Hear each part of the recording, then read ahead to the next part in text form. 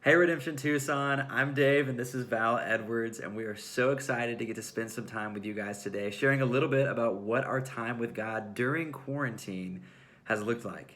Yeah, and so something that's been really beneficial for both Dave and I during this season is looking for attributes of God and then attributes of ourselves in our time with God in the Word. And so, a dear friend and mentor of mine taught me to read my Bible through this method years ago, and it's really been challenging to me. It helps us to love and to know God for exactly who He says He is.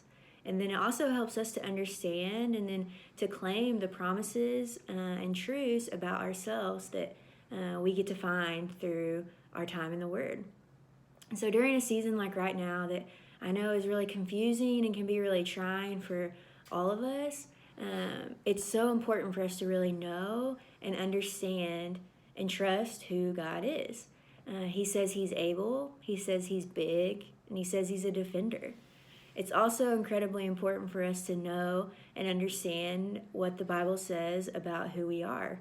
It says that we're loved, it says that we're cherished, and it says that we're not alone. Right, so a really specific example of what this has looked like for us in the past few days is when we came across Psalm 90 in our reading plan together. Psalm 90 verse 2 says, "Before the mountains were born, or you brought forth the whole world, from everlasting to everlasting, you are God."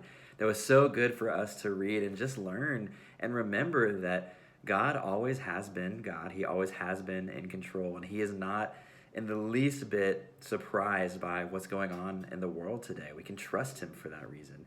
And then Psalm 90 verse 12, it said, "Teach us to number our days carefully, so that we may develop wisdom in our hearts." A couple things that taught us is our time is short on this time of or on this side of heaven. We want to make the most of it.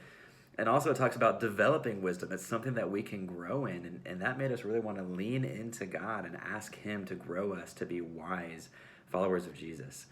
So, guys, thanks so much for joining us today. We want you to know that we love you, we miss you, and we cannot wait to get to be with you again in person. We want to encourage you to join us this week in looking for these attributes about what the Bible says about God and what the Bible says about who we are. And as you find them, write down those attributes so that you can remember them. We love you, and Redemption Tucson, we miss you so much.